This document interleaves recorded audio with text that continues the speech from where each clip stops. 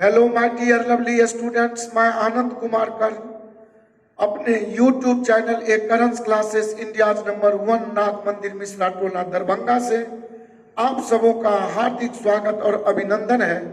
आज के यह बहुत ही बेहतरीन सत्र में जो एनटीपीसी एक्सप्रेस मैथ्स 3535 डेज के रूप में आपके बीच में रख रहा हूं।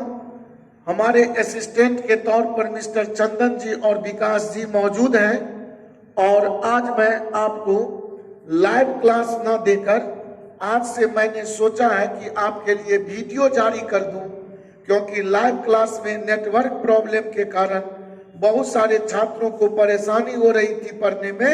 तो इसीलिए दोस्तों आज से हमने आप लोगों के बीच वीडियो डालने का काम किया है, जिसे आप मजे में समझेंगे, पढ़ेंगे, सीखेंगे और अपनी सफलता सुनिश्चित करेंगे।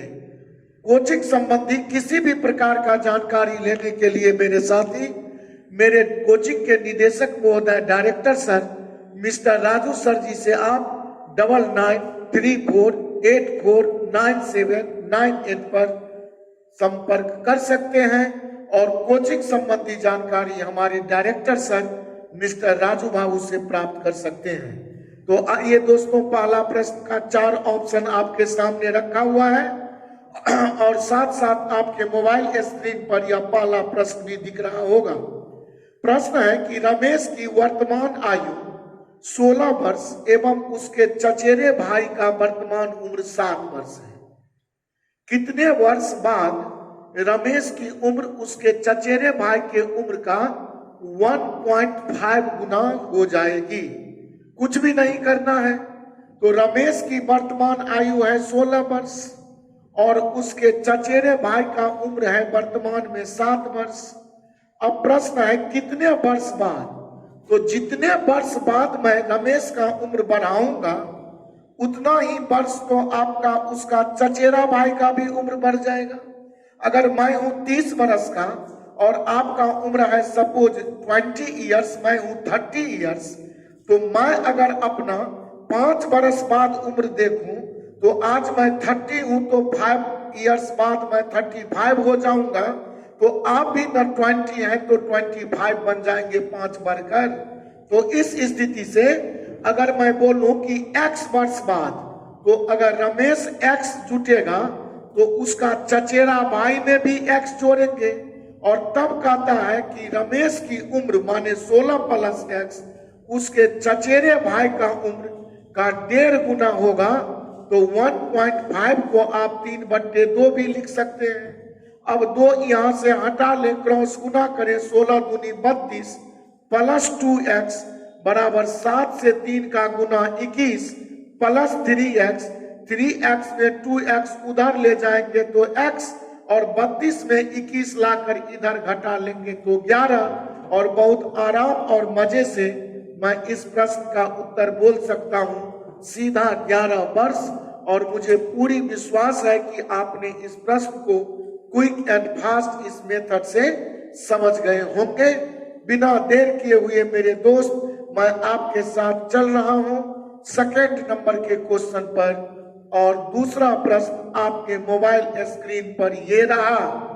जी हाँ दोस्तों, दूसरा प्रश्न आपके मोबाइल स्क्रीन पर दिख रहा होगा, जिसके 4 ऑप्शन 8 cm, 7 cm, 9 cm और 6 cm प्रश्न है। ये जियोमेट्री से लिया गया क्वेश्चन है। चूंकि हम एनटीपीसी एक्सप्रेस मैथ्स का सेट पढ़ रहा हूं तो इसमें तो हमें different mode, different type, different chapters of questions मिलेंगे। तो ये सेकंड क्वेश्चन आपका जियोमेट्री से रिलेटेड है। एक 5 cm या सेंटीमीटर त्रिज्या वाले वृत्त में AB व CD 2 समांतर जीवाओं की लंबाइयां क्रमशः 8 cm व 6 cm है। तो जीवाओं की बीच की दूरी क्या होगी यदि वे केंद्र के विपरीत तरफ हैं? आइए प्रश्न को देखता हूं। एक सुंदर सा वृत्त बनाया और इस वृत्त में 2 जीवा, सपोज एक ये है और एक ये है। इसकी लंबाई सपोज हमने 6 cm मान रखा और इसको हम 8 cm मान रखा।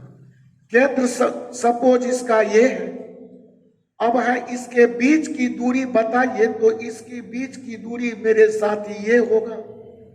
अब यहां से अगर केंद्र O मान लूं और हम इस पॉइंट को समझ लूं A और इस पॉइंट को समझ लूं B, तो केंद्र की बीच की दूरी हमसे AB पूछ रहा है और AB बराबर व्हाट, तो AB का तो मतलब है मेरे साथी कि यह AO प्लस OB का केस है।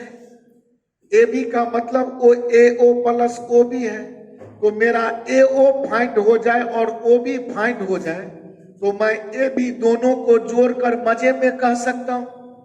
अब इसके लिए हम बड़ा आराम से अगर इस दोनों को किसी भी तरफ, या तो इस जीवा का इस बिंदु को केंद्र से मिला ले तो इस जीवा का एक ही तरफ इधर से मिला के देख लूं, अथवा इधर भी मैं मिला लेता तो इधर भी मिला लेता। तो अब अगर मैं देखूं इस पॉइंट का नाम रख दूं, यदि सपोज एक जीवा CD है और एक जीवा आपका सपोज XY है। अब केंद्र से जो जीवा पर लंब डाली जाती है वह जीवा को समद्विभाजित कर देती है। तो अब कहिए कि ये अगर 8 cm का संपूर्ण जीवा है तो ये आपका 4 cm होगा और त्रिज्या तो 5 सेंटीमीटर यह फिक्स है। अब ये 5 है, ये 4 है, तो पाइथागोरस के ट्रिक से, ट्रिपलेट से हम वो भी सीधा समझ सकता हूं। 5 का स्क्वायर 25 में 4 का स्क्वायर 16 घट गया, तो मेरा वो भी निश्चित ही 16 में से अगर 25 में से 16 घटा दूं तो 9 का वर्गमूल 3, या पाइथागोरस प्रमेय के अनुसार कर्ण 5 तो लंब और आधार 3 4 होते हैं, जिसमें 4 बेस है तो लंब हमारा 3 निकल गया। और इसी तरह अगर CD मेरा दूसरा जीवा है और केंद्र O से अगर A हम CD पर लंब डाल दिया तो यह भी तो मेरा इसी तरह 90 डिग्री का एंगल होते हुए राइट एंगल ट्रायंगल समकोण त्रिभुज बन जाएगा। अब इसमें ये मेरा जो AC है वह रियल में 3 होगा या 5 होगा, तो मेरा A से लेकर O तक फिर पाइथागोरस थ्योरम से आप AO बराबर मजे में बोल सकते हैं 4 cm। अब AB बराबर मुझे पता है कि AO प्लस OB होता है और इसमें AO का मतलब 4 और OB का मतलब 3, इट मीन्स 7 cm। आपका ऑप्शन B बिल्कुल ही करेक्ट आ जाएगा।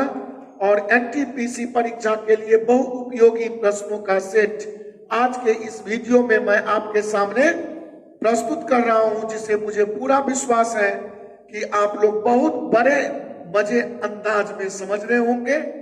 और बिना देर किए हुए दोस्तों आइए मैं आपके साथ नेक्स्ट क्वेश्चन तीसरा पर एक्टिविटी कर रहा हूं और तीसरा प्रश्न आपके मोबाइल स्क्रीन पर ये रहा।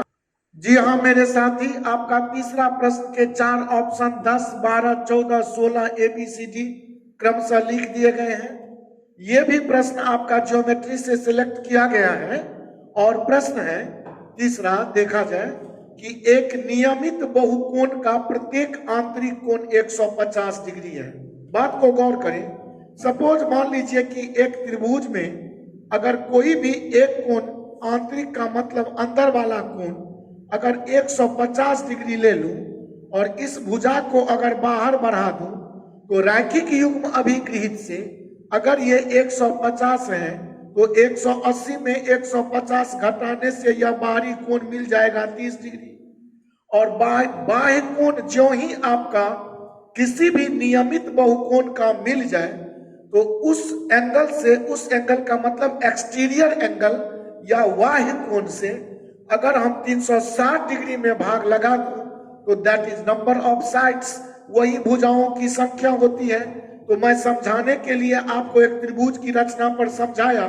तो अगर आपका दिया हुआ है मेरे साथी कि आंतरिक कोण अगर मुझे पता है कि 150 डिग्री दिया हुआ है तो इसका बाह्य कोण की चर्चा करेंगे तो यह निश्चित ही आपका 180 minus 150 degree that is 30 degree होगा। और भुजाओं की संख्या जो नियमित बहुभुज या बहुकोण में होता है उसे याद रखें इस फॉर्मूले को कि 360 डिग्री अब बट्टे 1 बाह्य कोण से अगर आप भाग लगा दें तो आपका आंसर डायरेक्ट फाइंड होगा। और 360 डिग्री में 1 बाह्य कोण तो मेरा 30 डिग्री है और भाग लगा दूं तो 12 भुजा वाला या नियमित बहुभुज रहा होगा। ऑप्शन बी मेरे साथी बिल्कुल ही करेक्ट है। आंतरिक कोण 150, वाय कोण या इंटीरियर एंगल अगर 150 है तो एक्सटीरियर एंगल 180 माइनस 150 30 डिग्री आएगा।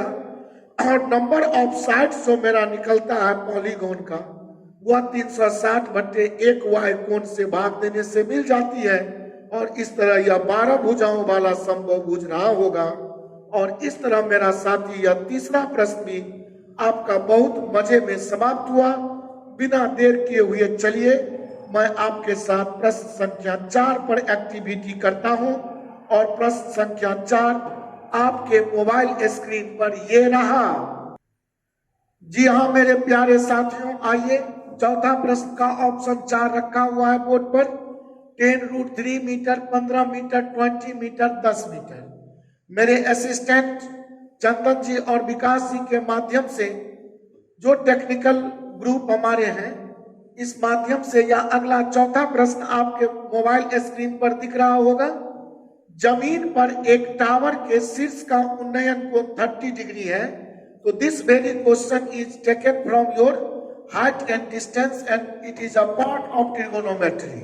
यह त्रिकोणमिति से लिया गया ऊंचाई एवं दूरी का प्रश्न है। तो जमीन पर एक टावर लीजिए, तो तुरंत जमीन पर एक टावर खींच दिया और इसके शीर्ष का उन्नयन कोण 30 डिग्री।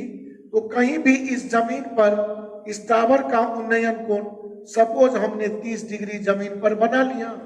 अब प्रश्न बोल रहा है कि इसके 20 मीटर निकट जाने पर, तो इस बिंदु से सपोज यहां तक हम आए और यह डिस्टेंस हमने 20 मीटर तय किया, तो कहता है यह उन्नयन कोण बदलकर मेरा 60 डिग्री हो जाता है। तो प्रश्न है कि टावर की ऊंचाई ज्ञात करें h। इसके लिए दोस्तों आप मेरा हाइट एंड डिस्टेंस का बहुत ही बेहतरीन मैंने हाइट एंड डिस्टेंस पर वीडियो पानी बना के आपको दे दिया हूं। तो आप हाइट एंड डिस्टेंस की संपूर्ण जानकारी प्राप्त करने हेतु मेरे सुझाए गए वीडियो को जो अपलोड कर दिए गए हैं वो प्लेलिस्ट में जाकर आप देख सकते हैं। और ऐसे प्रश्न में जब ये डबल एंगल मुझे पता हो या बीच की दूरी कभी पूछ देता है, जब टावर का हाइट दे देता है, अभी टावर का हाइट दे दिया तो या बीच की दूरी पूछ दिया, तो इसके लिए आपको मैंने एक फॉर्मूला सुझा दिया है कि ये h जो मेरा टावर का हाइट होता है या बीच की दूरी जो भी होगा वो अभी है 20 लिख लेता हूं। अब बट्टे cot θ1 minus cot θ2 this is your, सीधा समझे ये जो हाइट निकालना है या बीच का डिस्टेंस जो भी डिस्टेंस होगा इसके बट्टे में आप cot θ1 माइनस आप cot θ2 से अगर डिवाइड कर दें तो आप डायरेक्ट हाइट फाइंड कर सकते हैं। अगर हाइट दे दे तो बीच का यह कितनी दूर आगे आने पर पूछ देगा कि उन्नयन कोण 30 डिग्री से बदलकर 60 डिग्री हो जाएगा। तो ये दोनों प्रश्न बहुधा दोनों में से एक पूछे जा रहे हैं। तो यह h निकालने के लिए अभी 20 रख लिया। cot θ1 इसको हम बोलेंगे दोस्त θ1 और इसको बोलेंगे θ2, याद रखना है। अब cot θ1 का मतलब यहाँ लिखेंगे cot 30 डिग्री और माइनस लिखेंगे cot θ2 का मतलब cot 60 डिग्री। और अब इस स्थिति से हम ऊपर लिखेंगे h का वैल्यू ले रहा हूं 20 बट्टे cot 30 डिग्री का मतलब √3 और माइनस cot 60 डिग्री का मतलब 1/√3। √3 से √3 भिन्न घटाव करेंगे 3 में 1 गया 2, √3 को ऊपर भेजेंगे 20√3 बट्टे 2 और इसका मतलब बहुत ही मजे में हम 10√3 मीटर आंसर ऑप्शन ए आराम से बोल सकता हूं। और इस तरह मेरा ये चौथा प्रश्न भी मेरे साथी समाप्त हुआ। और ऐसे प्रश्नों का हल आप क्विक एंड फास्ट इस फॉर्मूले के आधार पर कर सकते हैं। तो बिना देर किए हुए आइए मैं आपके साथ 5वें प्रश्न पर बढ़ता हूं। और मोबाइल स्क्रीन पर 5वां प्रश्न रहा ये। आइए मेरे साथी, नेक्स्ट क्वेश्चन आपके साथ एक्टिविटी कर रहा हूं और हमारे असिस्टेंट महोदय चंदन जी विकास जी के माध्यम से प्रश्न 5वां आपके मोबाइल स्क्रीन पर आ गया है। ऑप्शन 4, 6, 9, 12। कोचिंग संबंधी किसी भी प्रकार का जानकारी लेने के लिए आपको पुनः सूचना दे दूं कि हमारे कोचिंग के डायरेक्टर महोदय मिस्टर राजू सर जी से आप 9934849798 पर संपर्क स्थापित कर सकते हैं। आइए पहला देखिए 5वां प्रश्न। जॉन 10 किलोमीटर प्रति घंटा की अस्थिर गति से साइकिल चलाते हुए ठीक समय पर स्कूल पहुंच जाता है। यदि वह 15 किलोमीटर प्रति घंटा की स्थिर गति से साइकिल चलाता है तो वह 12 मिनट पहले स्कूल पहुंच जाता है। उसे स्कूल पहुंचने के लिए कितने किलोमीटर साइकिल चलानी पड़ती है? तो आपको कुछ नहीं करना है, ऐसा देखना है कि पहले जॉन गया है पहला चाल 10 से, दूसरा चाल गया है 15 से। इसे हम डायरेक्ट डिस्टेंस फॉर्मूला कहते हैं। अगर दूरी बराबर हमें पता है दोस्तों कि दूरी जब भी निकालना होता है तो यह चाल का गुना समय से करना पड़ेगा आपको। अब कहिए चाल लिखने का तरीका ऐसे प्रश्न में देख ले। पहले गया 10 किलोमीटर पर घंटा से, फिर गया है 15 किलोमीटर पर घंटा से। दोनों चाल का गुना करके दोनों का डिफरेंस नीचे डाल दें। अब यहाँ ये चाल का झंझट आपका समाप्त हो गया। समय देख ले, शुरू में तो नियत समय पर पहुंच गया था, ठीक समय पर न पहुंच गया था, लेकिन बाद में जब वो अपनी चाल 15 किलोमीटर पर घंटा 10 से बढ़ा के कर दिया तो यह 12 मिनट पहले पहुंच गया। तो यहाँ 12 मिनट लिखेंगे। घंटा बनाने के लिए 60 से भागा, 12 से 5 बार में 60, 5 से 3 बार में 15, इस 5 से 2 बार में 10, 3 से 2 का गुना करेंगे, हमारा 6 किलोमीटर आंसर आ जाएगा। और जॉन को 6 किलोमीटर तक साइकिल चलानी पड़ती है। और इस तरह इस प्रश्न का उत्तर बहुत ही क्विक एंड फास्ट हम इस विधि से प्राप्त कर लिया। मुझे पूरी विश्वास है मेरे साथी कि यह वीडियो आपको जरूर पसंद आएगा। और बिना देर किए हुए मैं चाहूंगा कि नेक्स्ट क्वेश्चन आपके साथ एक्टिविटी में लाऊं। अगला प्रश्न मोबाइल स्क्रीन पर ये रहा। जी हाँ मेरे दोस्त, प्रश्न संख्या 6 आपके मोबाइल स्क्रीन पर दिख रहा होगा। ऑप्शन ए में 56 रुपया, बी में 60 रुपया, सी में 58 रुपया, डी में 57 रुपया।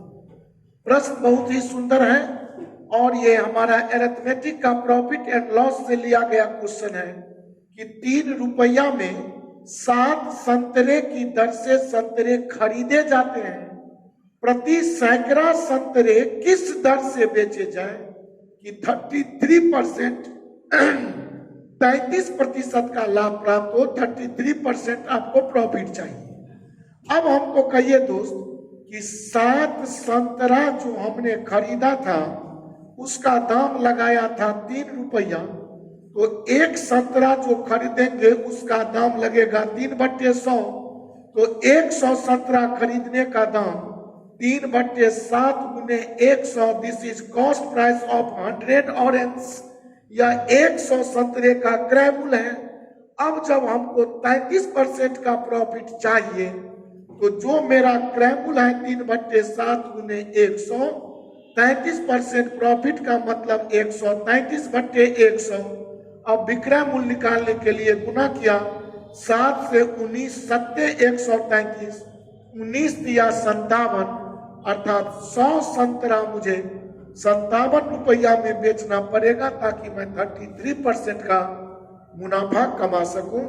मुझे विश्वास है कि प्रश्न की बारीकी को आप बहुत बारीकी तरीके से समझ रहे होंगे। जैसा कि मेरा प्रयास है कि एक एक बात आपके पूरे मन स्थली को, पूरे मन मस्तिष्क को मैं समझा सकूं। और मैं कहां तक सफल हूं ये तो आप कमेंट, लाइक, मैसेज इत्यादि से हमें सूचित करेंगे। कोई त्रुटि अगर आपको नजर आए वीडियो में, क्वालिटी में त्रुटि तो में भी हो सकता है, क्योंकि जो भी मेरे पास साध्य और साधन है उस आधार पर मैं आपके बीच प्रस्तुतिकरण करता हूं। जहां तक बात है कॉन्सेप्ट का, इन सब बातों का चर्चा जरूर आप कमेंट बॉक्स में लिखकर भेजेंगे, ताकि मैं अपने को और ही बेहतर बनाकर आपके पास अपनी मटेरियल को पहुंचा सकूं। आइए दोस्तों, बिना देर किए हुए हमारे चंदन जी असिस्टेंट महोदय नेक्स्ट प्रश्न लेकर खड़े हैं। प्रश्न संख्या 7। जी हाँ दोस्त, यह भी प्रश्न आपका प्रश्न संख्या 7वां, जिसका ऑप्शन ए 235, 231, 237, 233 लिखा हुआ है ऑप्शन। और ये प्रश्न आपका अरिथमेटिक का चैप्टर रेशियो एंड प्रोपोर्शन के बहुत ही हाईलाइटेड क्वेश्चन से लिया गया है। और ऐसे प्रश्न कोई अलग रूप में आता है, लेकिन कॉन्सेप्ट प्रश्न का सेम होता है, इसलिए हमने इस प्रश्न का चुनाव करके आपके बीच रखा हूं। प्रश्न है कि एक बक्से में 3:2:1 के अनुपात में पेन, तो लिख ही लेता हूं, पेन, पेंसिल्स और रबर रखे हुए हैं। चलिए, अब यहां पेन के सामने 3, पेंसिल के सामने 2 और रबर के सामने, ये आपका पेन, पेंसिल और रबर का रेशियो है। ये आपका संख्या है कलमों का, संख्या है पेंसिल्स का, संख्या है रबर का। अब प्रश्न है कि यदि प्रति पेन, पेंसिल और रबर का मूल्य 3 रुपया, तो पेन का मूल्य 3 रुपया, तो यहां लिख रहा हूं या मूल्य या वैल्यू है। और यहां पर आइए 2 रुपया एवं 2 रुपया, पुनः रबर भी 2 रुपये का। और बक्से पर खर्च की गई राशि 1115 रुपया है। अब ये 1115 रुपया आपका बक्से पर खर्च की गई राशि है, तो बक्से में कुल कितने पेन हैं, तो आपसे पेन की संख्या पूछ रहा है। ये 1115 नहीं, सॉरी, ये 1155 रुपया लिखा हुआ है। अब आइए, अगर पेन की संख्या है 3 और मूल्य है 3 रुपये प्रति पेन, तो कुल खर्चा इस पर आया होगा 3 तिया 9 रुपया। इसी तरह 2 पेंसिल का 2 रुपये के दर से खर्च आया होगा 4 रुपया, और 1 रबर का 2 रुपये की दर से 1 दूनी 2 खर्च आया होगा 2 रुपये। अर्थात बक्से पर कुल खर्चा अगर जोड़ू तो 9 + 4 + 2 का मतलब 9, 4, 13 और 2, 15 रुपये का। लेकिन कुल खर्चा दिया हुआ है मेरे साथी 1155 रुपये का। तो 15 बराबर 1155, तो 1 यूनिट मेरा 15 सत्ते 105, 15 सत्ते 105, 1 यूनिट मेरा 77 आएगा। और प्रश्न है कि कुल कितने पेन हैं, तो पेनों की संख्या देख लें 3, और जब 1 यूनिट मेरा 77 है तो 3 यूनिट 3 गुने 77 का होगा, जो 77 दिया 231 रुपया हमारे पेन संख्या, पेनों की संख्या निकल कर आया होगा 231। अगर इसमें हमसे पूछ देता कि पेन कुल कितने रुपये का है, तो इस 77 यूनिट को हम डायरेक्ट 9 से गुना कर लेते तो कुल रुपया पेन पर खर्च आ जाता। अगर पेंसिल की संख्या पूछता तो 77 का 2 से गुना करके संख्या लाता। पेंसिल पर आया खर्च बताने को कहता तो 77 को 4 से गुना करता। इसी तरह रबर की संख्या 1 यूनिट का माने 77 ही होता। रबर पर आने वाला खर्चा पूछता तो 1 का 2 से गुना मेरा 2 है, तो 2 यूनिट को 77 से गुना करके प्राप्त किए जा सकते थे। अभी हमसे पेनों की संख्या मात्र पूछी है, तो पेनों की संख्या 3, जो 77 यूनिट का 3 से गुना मेरे साथी 231 रुपया आएगा। और इस तरह आपका ये 7वां प्रश्न भी समाप्त हुआ। और आज हम दोस्त आपके साथ इजाजत चाहेंगे अपने पूरे टीम के साथ। मैं चाहता हूं कि बहुत लंबा वीडियो आपके बीच प्रस्तुत नहीं करूं, ऐसा ही छोटा वीडियो बना के दूं जिसमें आने वाले भले ही 5, 7, 10 प्रश्न हो, लेकिन वह ऐसे चुनिंदे प्रश्न हो जो मेरे एनटीपीसी एग्जाम्स के लिए अति महत्वपूर्ण और साथ साथ आने वाले परीक्षा के लिए काफी ही निश्चित ही कॉन्सेप्ट परक हो, तथ्य परक हो। इसी को आधार मानते हुए मैं वीडियो आपके बीच रख रहा हूं। पुनः जाते जाते आपसे एक अर्ज, एक रिक्वेस्ट करना चाहूंगा कि अगर आप कोई न्यू सब्सक्राइबर हो तो मेरा ये चैनल जरूर सब्सक्राइब कर लेंगे, ताकि जो भी वीडियो मैं अपलोड करूंगा उसका नोटिफिकेशन सीधा आप तक पहले पहुंच सके। कोचिंग संबंधी किसी भी प्रकार का जानकारी लेने के लिए हमारे कोचिंग के director sir mister Raju sir ji से 9934849798 पर आप कभी भी संपर्क कर सकते हैं। हम चाहेंगे कि अब मुझे इजाजत दें, पुनः जल्द नए वीडियो लेकर आपके बीच हाजिर हो रहा हूं। तब तक के लिए अलविदा। Thank you so much. Tata, bye bye, my lovely dear students.